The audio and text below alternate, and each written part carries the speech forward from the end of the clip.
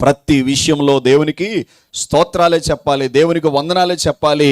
అది ఎలాంటి పరిస్థితి అయినా, అది మేలే కావచ్చు, కీడే కావచ్చు, ఆశీర్వాదమే కావచ్చు, నష్టమే కావచ్చు, ఆరోగ్యమే కావచ్చు, అనారోగ్యమే కావచ్చు, అది సంతోషకరమైన పరిస్థితి కావచ్చు, దుఃఖకరమైన పరిస్థితి కావచ్చు, అది ఎలాంటి పరిస్థితి అయినా నువ్వు ఎదుర్కొంటున్న దాన్ని బట్టి దేవానికి స్తోత్రములయ్యా, దేవానికి వందనాలయ్యా, నాకు ఇచ్చిన ఈ స్థితిని బట్టి నీకు స్తోత్రాలయ్యా, నా జీవితంలో జరిగిస్తున్న ఈ కార్యాలను బట్టి నీకు స్తోత్రాలయ్యా అని ఎవరైతే దేవుని ఆ రీతిగా ప్రతి విషయంలో దేవుని స్తుతిస్తూ ముందుకు వెళ్తూ ఉంటారో వారే దేవుని చిత్తాన్ని జరిగిస్తున్న వారు, వారే దేవుని చిత్త ప్రకారంగా విశ్వాసంలో ముందుకు వెళుతున్న వారు. ప్రియమైన దేవుని బిడ్డలారా, ఒకసారి గట్టిగా దేవునికి స్తోత్రం చెప్దాం అందరము.